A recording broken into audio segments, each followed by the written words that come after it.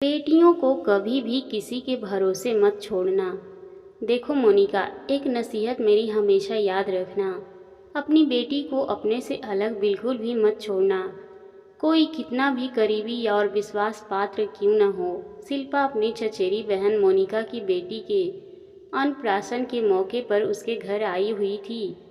आज दोनों बहनें फुर्सत से बैठी थी, तभी शिल्पा मोनिका को नसीहत देने लगी थी। दीदी, लेकिन ऐसा क्यों? परिवार में जो अपने होते हैं वो तो सभी विश्वास पात्र ही होते हैं, तो उनसे भला क्यों डरना? मोनिका को शिल्पा की बात सुनकर बड़ी हैरत हुई। अब तुम्हें कैसे समझाऊं मेरी भोली बहना।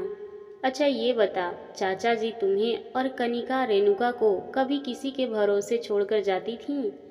अपना तो संयुक्त परिवार ही था ना। शिल्पा मोनिका से पूछ बैठी। कनिका और रेणुका मोनिका की बहनें हैं?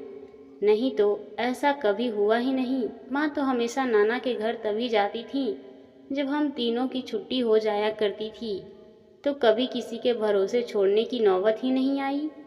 वैसे भी अगर जाती भी तो क्या दिक्कत थी? ताई जी, शिल्पा की मम्मी तो रहती ही थी ना, और ताई जी भी तो अक्सर आपको और सुभी दीदी को मेरी माँ के भरोसे छोड़कर जाती थी।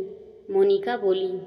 वही तो, वही गलती तो मेरी माँ ने की थी जो उन्हें नहीं करनी चाहिए थी।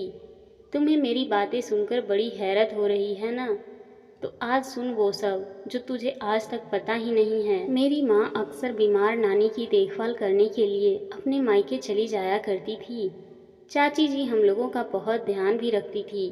याद है ना कि फिर हम पांचों बहनें एक साथ जमीन पर गद्दा लगाकर सोया करते थे, क्योंकि हमारे कमरे में अकेले हम दोनों को सोने में बहुत डर लगता था, और शायद चाची जी भी हमारी सुरक्षा के मद्देनज़र ये ऐसे करती थीं।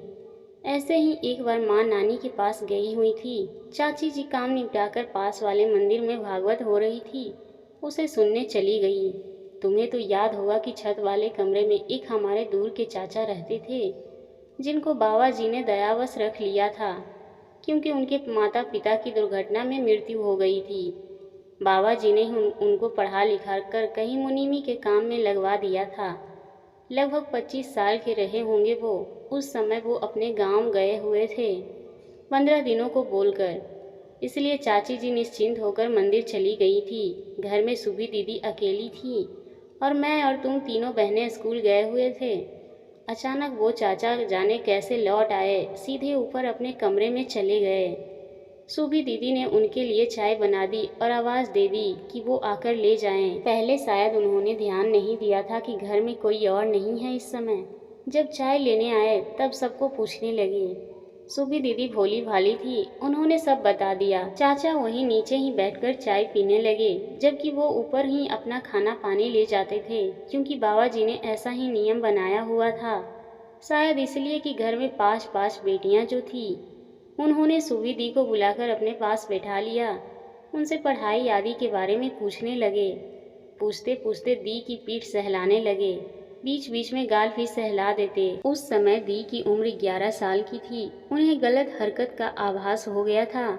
चाचा की हरकतें तेजी से बढ़ती जा रही थी। दी रोने लगी तो उसे धमकाने लगे कि किसी से कुछ कहा तो अच्छा नहीं होगा, तुम्हारे पापा को भी अपने माता पिता के पास भेज दूंगा। चाचा को ये आभास नहीं था कि मेन दरवाजे में कुंडी नहीं लगी है। संयोग से उसी समय चाची जी फल लेने आ गई, जो वो मंदिर ले जाना भूल गई थी। उन्हें देख चाचा सकपका गए, छिटक कर अलग खड़े हो गए। लेकिन चाची जी सुभी दी का चेहरा देख जान गई कि कुछ तो गड़बड़ हुई है। सुभी दी दौड़कर उनसे लिपट गई। चाची जी कुछ कर पाती तब तक वो चाचा लपक कर ऊपर गए, अपना झोला उठाया और वहाँ से गायब हो गए। बाद में उन्हें बहुत ढूंढा गया कि उनकी खबर तो ली जा सके, लेकिन जाने कौन सी जगह छुप गए, लौटकर इस घर में आए भी नहीं।